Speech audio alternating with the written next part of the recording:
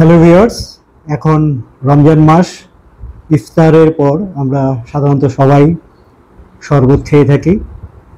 আমার সামনে এটা হচ্ছে মালটা। আমার সামনে মালটার স্লাইসও দেখতে পাচ্ছেন। এটা হচ্ছে লেবু এবং এটা হচ্ছে কমলা। এই যে কমলাও দেখতে পাচ্ছেন। তো সাধারণত এই তিনটি উদ্ভিদই রুটেসি ফ্যামিলির এবং সাইট্রাস গণের উদ্ভিদ। মালটা প্রাচীন উদ্ভিদ নয়, এটি জাম্বুরা এবং কমলার সংকরায়নের মাধ্যমে এই উদ্ভিদটি তৈরি হয়েছে। এটি হচ্ছে লেবু গাছ। দেখেন এই যে ফুল এবং লেবু দুটোই ধরেছে। এই দেখেন লেবু আর এই যে চমৎকার ফুল, চমৎকার সাদা বর্ণের যে ফুলটি। লেবুতে আমরা সবাই জানি প্রচুর পরিমাণে ভিটামিন সি রয়েছে।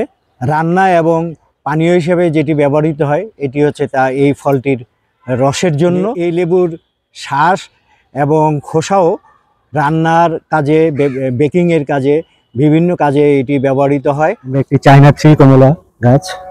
কমলা লেবু একটি ছোট সাইট্রাস জাতীয় গাছ। রুটেসি পরিবারভুক্ত এই গাছের বৈজ্ঞানিক নাম সাইট্রাস রেটিকুলাটা। ইংরেজিতে অরেঞ্জ।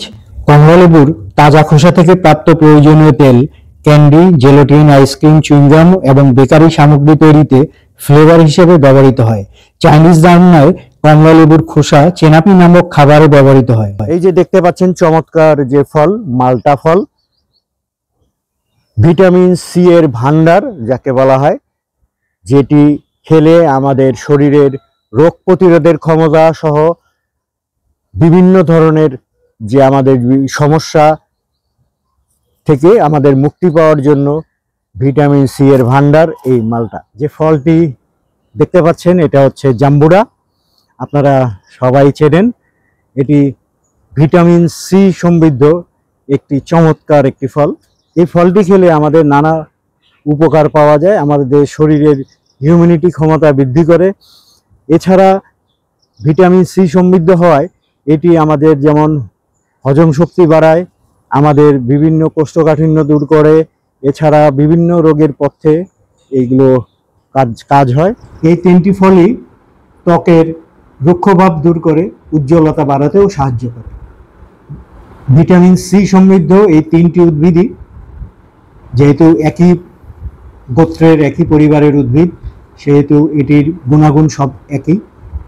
মোটামুটি এই তিনটি ফল প্লাস জাম্বুরাও আমাদের শরীরের ক্লান্তি দূর করতে সাহায্য করে, ইমিউনিটি ক্ষমতা বাড়াতে সাহায্য করে, তথা রোগ প্রতিরোধের ক্ষমতা বৃদ্ধি করে এবং কোষ্ঠকাঠিন্য কমায়। টাইপ 2 ডায়াবেটিস বা যে কোনো ধরনের ডায়াবেটিসের জন্য এই তিনটি শরবতই উপকারী। তবে আপনারা চেষ্টা করবেন চিনি যতটুকু পরিমাণ কম দিয়ে খেতে। চিনি বেশি খাওয়া উচিত নয়, তবে রমজানের ক্লান্তি দূর করতে হালকা চিনি আপনারা মেশাতে পারেন, সেটি স্বাস্থ্যের জন্য ভালো হবে। ওকে, ধন্যবাদ সবাইকে।